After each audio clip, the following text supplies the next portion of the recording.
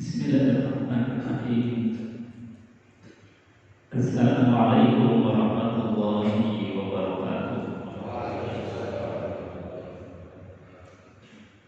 Bismillah. Innal hamdalillah nahmaduhu wa nasta'inuhu wa nastaghfiruh wa na'udzu billahi min shururi anfusina wa sayyiati a'malina. May yahdihillahu fala mudilla lahu wa may yudlil fala hadiya lahu. Rabbi ishrah li sadri wa yassir li amri wahlul 'uqdatam min lisani yafqahu qawli. Qala Allah ta'ala fi kitabil karim wa huwa asdaqul qailin. A'udzu billahi samil 'alim minasyaitonir rajim. Bismillahirrahmanirrahim. Ya ayyuhalladzina amanu taqullaha haqqa tuqatih wa la tamutunna illa wa antum muslimun. Sadaqallahul 'azim wa sadaqa rasulul karim wa nahnu 'ala dzalika minasyahidin walhamdulillahi rabbil alamin. Bapak, Ibu, hadirin jemaah yang dimuliakan Allah Subhanahu wa taala, alhamdulillah sehat sekali Pak. Alhamdulillah kita bisa hadir memenuhi panggilan Allah melaksanakan sholat subuh berjamaah, dilanjut dengan ta'lim. Mudah-mudahan ini bagian dari rasa syukur kita kepada Allah. Kita wujudkan dengan ketaatan melaksanakan ibadah. Ini merupakan perintah Allah Subhanahu wa taala. Kata Allah di dalam Al-Qur'anul Karim, "Qul bi fadlillah wa bi rahmatihi fa bidzalika falyafrahu." Allah mengatakan, "Qul katakanlah wahai Muhammad, bi fadlillah disebabkan karena fadl, karunia nikmat dari Allah Subhanahu wa taala. Wa rahmati, dan juga disebabkan karena kita dapat rahmatnya Allah. Allah hanya minta, fa bidzalika falyafrahu. Karena kalian, kita semua ini telah mendapatkan nikmat yang banyak dari Allah, rahmat dari Allah Subhanahu wa taala. Allah hanya minta falyafrahu, maka bergembira. Jadi kita sudah dikasih nikmat, kasih rahmat, dikon syukur, dikon gembira saja, senang. Di antara cirinya orang senang itu, yang paling gampang adalah gampang, mudah ketemu dengan orang lain. Itu cirinya orang senang. Artinya apa? Kalau pagi-pagi kita sudah berjamaah di masjid, kumpul banyak orang, menandakan bahwa hati kita itu lagi gembira, lagi senang. Sebaliknya, kalau hati kita itu lagi sumpah, ekonomi mungkin lagi susah, sulit, atau banyak problem, itu rasanya mau ketemu orang saja beratnya minta.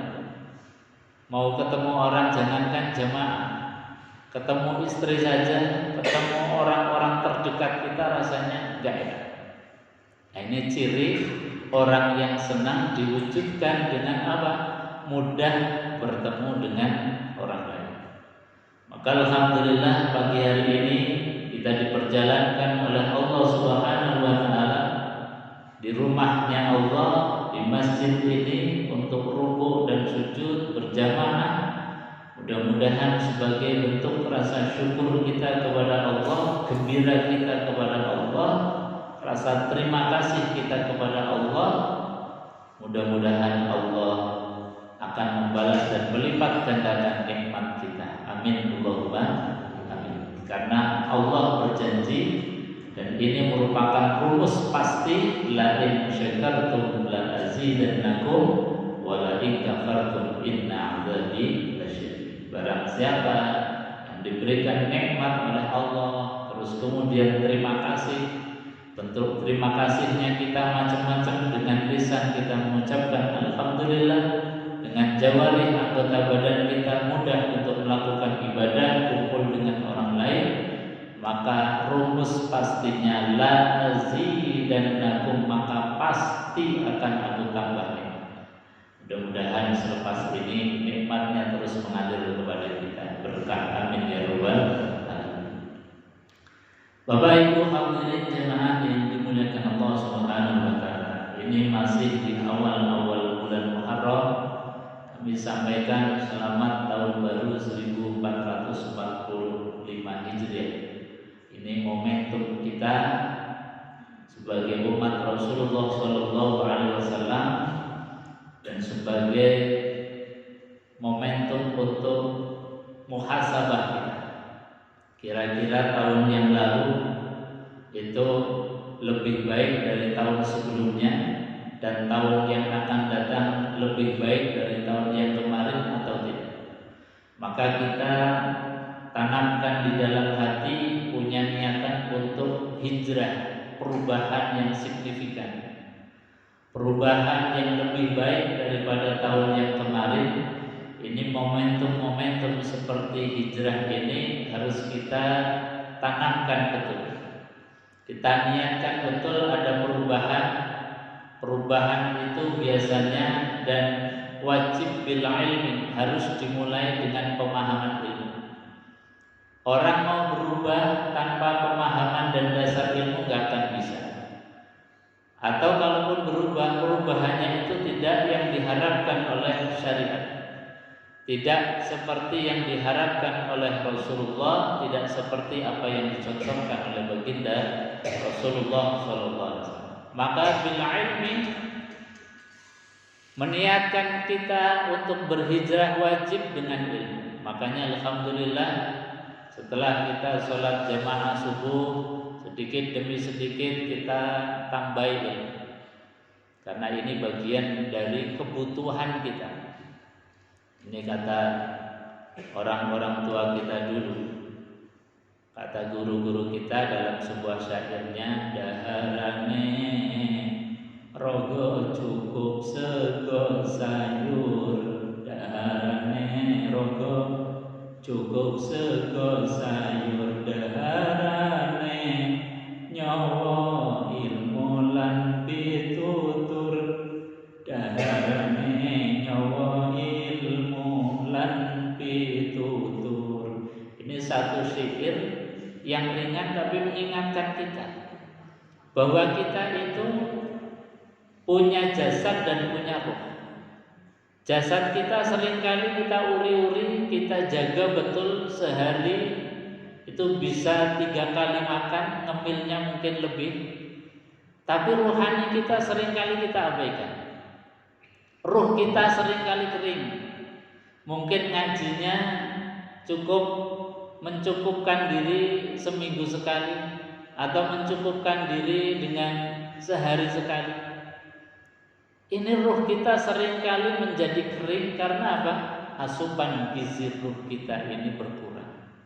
Makanya untuk menyeimbangkan kita yang punya roh dan punya jasad, ayo jasadnya diuri-uri, jasadnya dijaga dengan makanan yang bergizi, ruhaniyahnya kita juga kita isi dengan ilmu.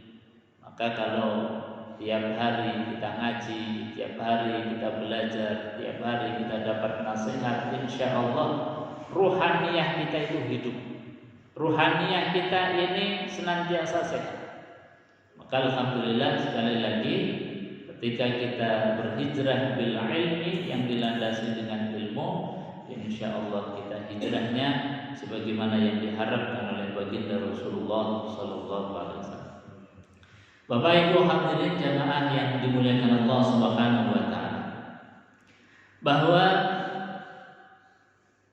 dalam kita mempelajari apa yang dilakukan oleh Rasulullah Sallallahu Alaihi Wasallam, itu dalam ilmu hadis disebutkan ada yang namanya sunnah fi'liyah. Sunnah fi'liyah itu adalah sunnah yang pernah dilakukan oleh Rasulullah SAW. Jadi apa-apa yang dilakukan oleh Rasulullah, baik dari mulai bangun tidur sampai menjelang tidur, bahkan tidur itu sendiri pun, kalau kita mencontoh apa yang dilakukan oleh Rasulullah, ucapannya, perbuatannya, itu menjadi sunnah. Sehingga ketika apapun yang dilakukan oleh Rasulullah kemudian kita niru, itu ibadah mendatangkan pahala bagi kita. Nah, untuk sunnah fi'liyah ini berarti kita wajib untuk banyak membaca, belajar tentang sirah nabawiyah. Apa yang dilakukan oleh Rasulullah ketika bangun tidur. Oh, ternyata Rasulullah bangun tidur, yang dipikirkan pertama kali bukan dunia, bukan uang, bukan materi, tapi yang diingat pertama kali adalah zat yang membangunkan dan menghidupkan kita kembali. Makanya Nabi kemudian memberikan syariat, memberikan pelajaran bagi kita. Bangun dari tidur, ucapkanlah alhamdulillahilladzi ahyana ba'dama amatana wa ilaihin nusyur. Jadi bangun dari tidur, yang diingat zat yang menghidupkan kita. Itulah Rasulullah. Mau tidur juga yang diingat adalah zat yang bisa menidurkan kita. Karena tidak semua orang itu gampang tidur. Ada orang yang mau tidur saja itu harus minum obat dulu baru bisa tidur. Artinya ketika kita tidur itu adalah nikmat yang luar biasa dari Allah Subhanahu wa taala.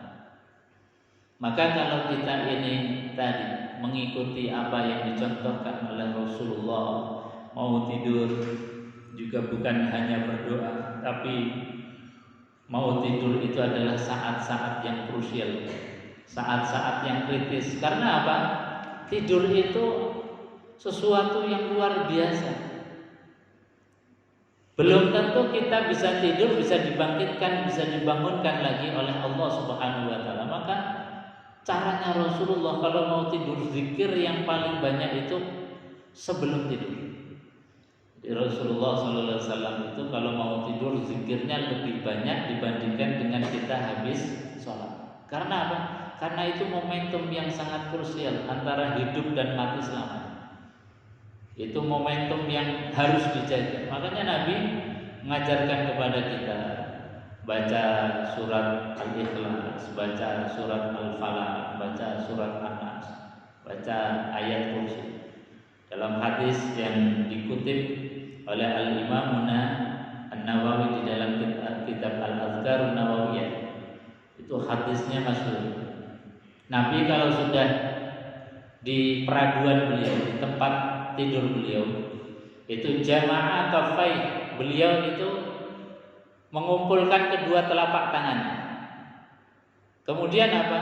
Summa qara'a suratul Ikhlas wa suratu ta'awudzatain, membaca surat Ikhlas 3 kali, ta'awudzatain 3 kali. Kemudian apa?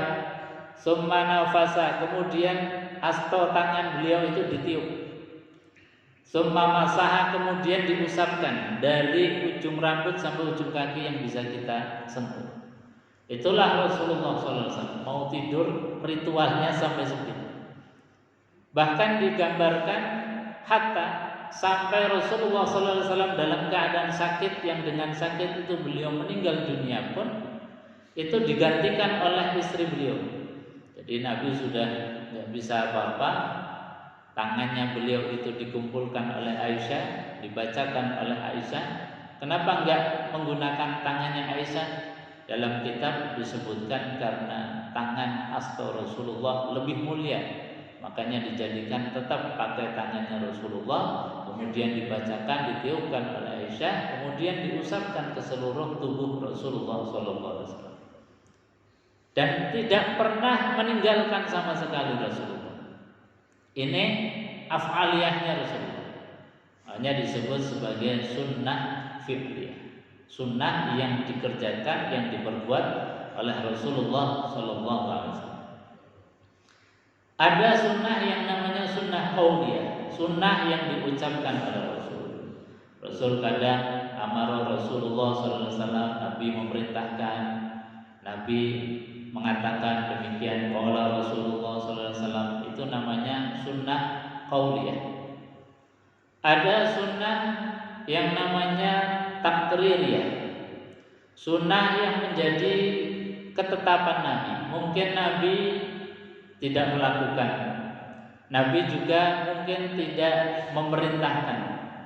Tapi ketika ada para sahabat yang melakukan sesuatu, kemudian Nabi SAW diam saja, maka diamnya Nabi SAW tidak melarang apa yang diperbuat oleh sahabat, itu disebut sebagai sunnah takririyah, penetapan Nabi. Maknanya apa? Yang dikerjakan oleh sahabat itu boleh, bahkan kemudian menjadi sunnah karena Nabi tidak melarang. Ada lagi sunnah yang keempat, namanya sunnah hamiyah. Sunnah yang menjadi cita-citanya Rasulullah. Rasulullah SAW belum melakukan, tapi pernah beliau itu menginginkan, bercita-cita. Ya, seperti Rasulullah SAW puasa di hari 9 bulan Muharram. Nah, ini bulan Muharram. Nanti tanggal 9-nya itu namanya puasa Tasu'a. Tanggal 10-nya namanya puasa Asyura. Ini saya sampaikan karena mumpung belum kelewat. Jadi supaya kita menjadi perhatian, mudah-mudahan kita bisa meniru Rasulullah dengan berpuasa. Jadi di bulan Muharram ini ada puasa Syura tanggal 10 Muharram. Itu Nabi SAW lakukan. Nah, ketika Nabi melihat orang-orang Bani Israel, Yahudi Nasrani kala itu berpuasa, Nabi tanya, "Kenapa engkau buat berpuasa?" Mereka menjawab, "Karena hari ini, yaitu 10 Asyura, di mana Nabiullah Musa alaihissalam itu diselamatkan oleh Allah dari cengkraman Fir'aun, dari kejaran Fir'aun. Maka karena ini adalah hari pembebasan kaum Bani Israel dari cengkraman Fir'aun, kami ini berpuasa." Apa yang dilakukan oleh Rasulullah? Kalau memang begitu, aku lebih layak untuk berpuasa. Lalu sahabat mengatakan, "Wahai Rasulullah, itu kan puasanya orang-orang Yahudi Nasrani." Maka Nabi mengatakan, "Oh, kalau begitu tahun depan saya akan berpuasa di tanggal 9-nya dan juga tanggal 10. Kenapa menambah di tanggal 9? Supaya tidak menyerupai puasanya orang-orang Yahudi dan Nasrani. Maka karena ini sudah diucapkan Nabi dan dicita-citakan Nabi, meskipun tahun berikutnya Nabi nggak sempat karena beliau keburu wafat. Makanya di dalam ilmu hadis disebutkan hadis-hadis yang semacam ini atau ini disebut sebagai sunnah hamiyah, sunnah yang menjadi cita-cita Rasulullah Shallallahu Alaihi Wasallam. Maka mudah-mudahan apa yang menjadi sunnah Rasulullah, baik itu sunnah fi'liyah, sunnah qauliyah, sunnah takririyah maupun sunnah hamiyah, mudah-mudahan kita bisa meniru, mencontoh sehingga kita digolongkan sebagai umat Rasulullah Shallallahu Alaihi Wasallam. Hadirin jemaah yang dimuliakan Allah Subhanahu wa taala. Kita lanjutkan dengan kajian kitab Bidayatul Mujtahid ini sebagai ilmu kita untuk perubahan, ilmu kita untuk istiqomah di dalam kebaikan, merubah sesuatu yang belum pas, memperbaiki sesuatu yang masih ada salahnya, menyempurnakan sesuatu yang belum sempurna. Ini bil'ain, dengan ilmu. Makanya kita hijrahnya pertama kali dengan ilmu. Termasuk kita di dalam memperbaiki tata cara dan ibadah kita, khususnya ibadah yang seminggu sekali, yaitu di hari Jumat. Jumat merupakan Sayyidul Ayyam.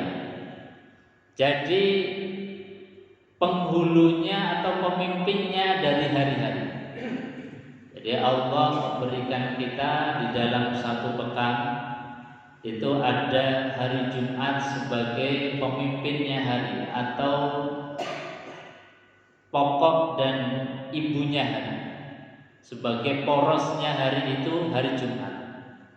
Bahkan di dalam hadis disebutkan bahwasanya inna hadza yaumun ja'alahu Allahu 'aidan. Sesungguhnya Allah jadikan hari ini, yaitu hari Jumat maksudnya, adalah aidan sebagai hari raya. Jadi setiap umat itu pasti Allah berikan hari raya sebagai momentum untuk kita beribadah fokus kepada Allah Subhanahu wa taala.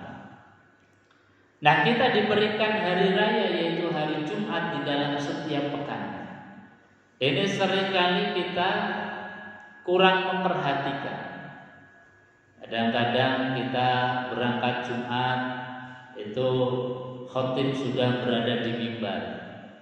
Padahal khutbah Jumat itu bukan pengajian. Sekali lagi, khutbah Jumat bukan pengajian. Kalau pengajian kita datangnya terlambat nggak apa-apa. Tapi kalau khutbah Jumat itu bagian dari ruknu sholatil Jumat, bagian dari rukunnya sholat Jumat. Makanya kita di dalam mendatangi aktivitas sholat Jumat itu harus bergegas, harus bersegera. Nah, ini yang harus jadi perhatian dan kritik kita, perbaikan untuk kita, supaya apa? Di dalam melaksanakan sholat Jumat itu betul-betul kita perhatikan. Kita bandingkan misalnya di dalam Al-Quran, itu ada kisah dari kaum Bani Israel, disebutkan oleh Allah di dalam Al-Quran surat Al-Baqarah. Allah mengatakan bahwasanya Allah menjadikan kaum Bani Israel itu hari Sabtu sebagai hari raya. Faqad alimtumul ladzina i'tadaw minkum fis sabti faqulna lahum kunu qiradatan khasi'in. Allah katakan bahwasanya kalian semua mengetahui bahwasanya kaum Bani Israel itu bermaksiat durhaka di hari Sabtu. Yang hari Sabtu itu Allah perintahkan kepada mereka untuk beribadah fokus kepada Allah Subhanahu wa taala. Bahkan mereka itu dilarang untuk menangkap ikan sebagai mata pencaharian mereka. Allah melarang mereka untuk mencari maisha, penghidupan, bekerja.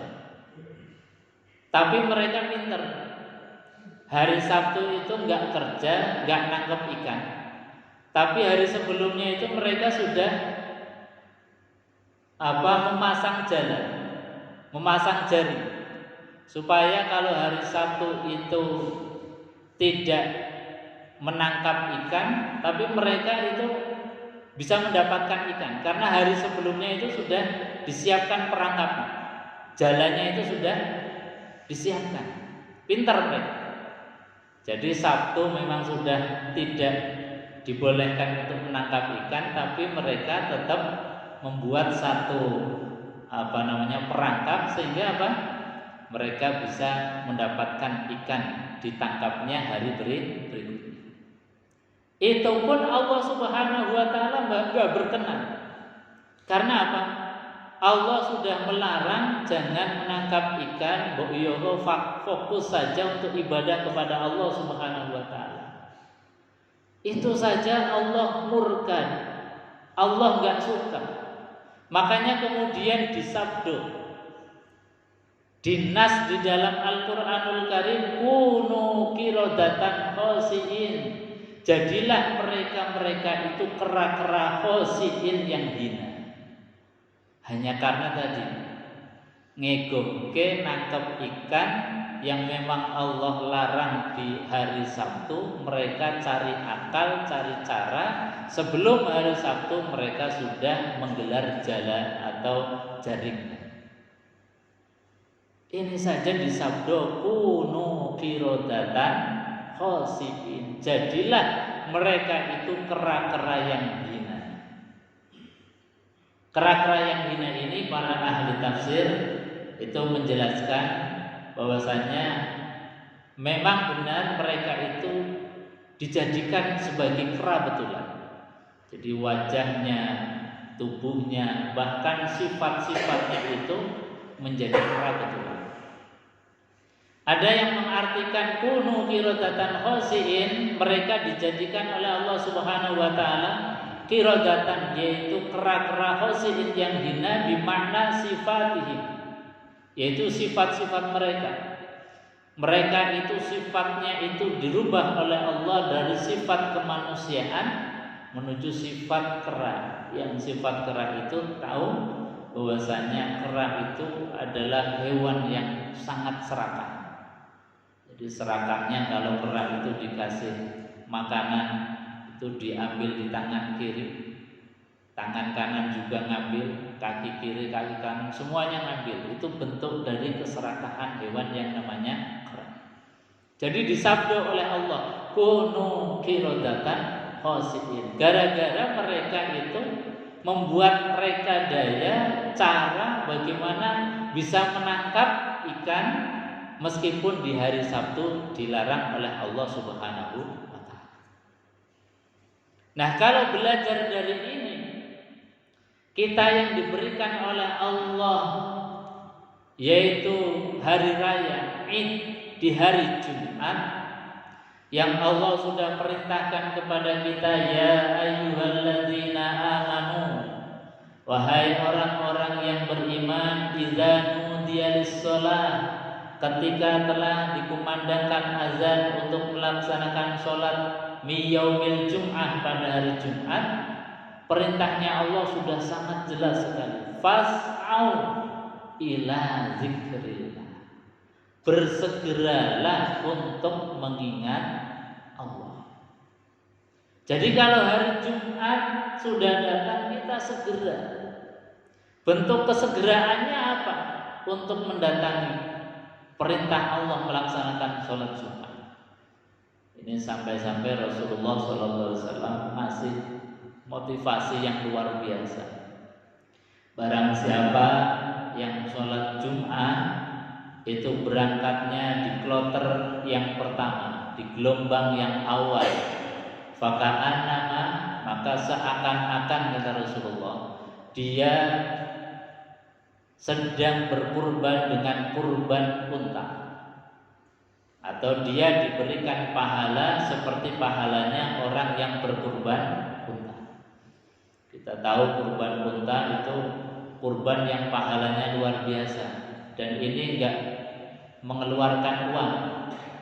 Kemarin pas Idul Adha itu ada ibadah kurban, tapi saya yakin tidak semua kita bisa berkurban, bahkan tidak semua kita bisa berkurban unta. Tapi ada pahala yang menyerupai dan sama dengan pahala berkurban unta. Dengan cara apa? Mendatangi sholat Jumat di gelombang atau di waktu yang awal. Ini kan artinya berkurban tanpa uang. Kita berkurban tapi tidak mengeluarkan harta. Ini Rasulullah SAW. Jadi kita berkurban atau kita mendatangi sholat Jumat mendapatkan pahala kurban. Kloter pertama itu yang seperti apa? Ini disebutkan di dalam kitab Ihya Ulumuddin. Kloter awal itu adalah kloter di mana kita sudah siap-siap berangkat Jumat setelah subuh. Jadi habis subuh itu sudah siap-siap. Mungkin siap-siapnya kita bisa kita ke masjid, resik-resik masjid dulu. Itu bagian dari berangkat Jumat, persiapan Jumat untuk memuliakan tamu Allah yang mendatangi sholat Jumat. Jadi kita Jumat ada resik-resik masjid, bersih-bersih masjid. Habis subuh kita sudah berangkat. Jadi di dalam Ihya itu disebutkan waktu pertama sholat Jumat yang diberikan pahala seperti pahalanya menyembelih unta itu adalah di waktu subuh sudah siap. Makanya perintahnya Allah, fas'au ila zikrillah, bersegeralah untuk memenuhi panggilan Allah Subhanahu wa ta'ala. Atau di gelombang yang kedua, kata Rasulullah, orang yang berangkat sholat Jumat di waktu yang kedua, maka dia diberikan pahala seperti pahalanya orang yang berkurban sapi.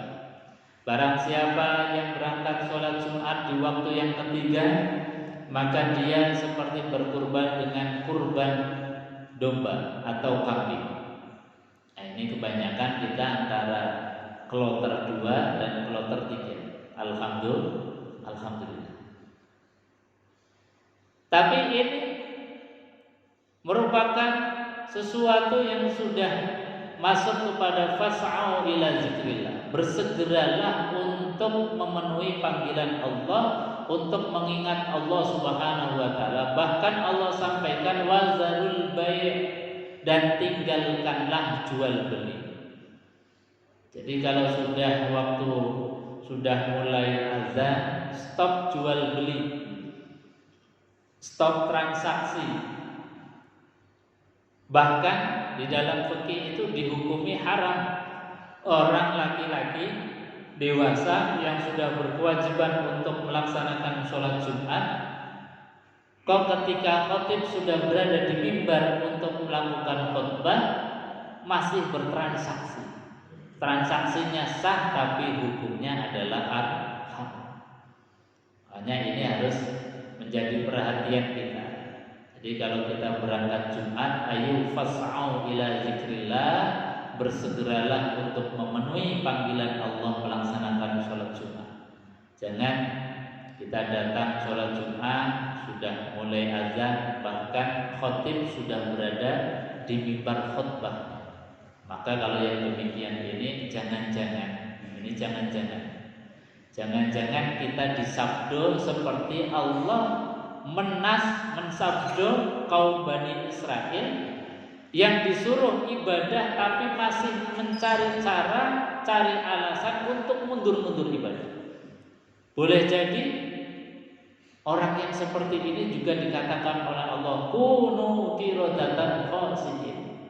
Jadilah kalian semua, kata Allah, qiradatan khasi'in, kera-kera yang hina. Maka jangan sampai kita itu disabda oleh Allah menjadi kera. Mungkin wajah kita tidak berubah jadi kera, tapi sifat-sifatnya barangkali menjangkiti hati kita. Kera itu apa? Ya tadi, orang yang keduniaan, orang yang rasanya dengan dunia itu kurang terus. Bahkan ketika Allah Subhanahu wa ta'ala zat yang maha memiliki dunia memanggil pun kita masih disibukkan oleh dunia, maka jangan sampai kita dinas oleh Allah, diberikan stempel oleh Allah, kunu qiradatan khasi'in. Jadilah kalian kera-kera yang ini. Maka ayo kita belajar memperbaiki kualitas Jumatan kita. Sebelum azan sudah berada di masjid. Syukur kita tadi bisa di waktu yang ketiga, di waktu yang kedua, syukur-syukur bisa di waktu awal kita bisa raih sehingga kita mendapatkan reward dari Allah Subhanahu wa ta'ala sebagaimana yang disampaikan oleh Rasulullah, maka dia seakan-akan atau dia diberikan pahala seperti pahalanya orang yang berkurban unta. Bapak Ibu hadirin jamaah yang dimuliakan Allah Subhanahu wa ta'ala, saya kira itu yang bisa kami sampaikan. Mungkin sebelum ditutup ada yang mau menambahkan atau ditanyakan, monggo silakan.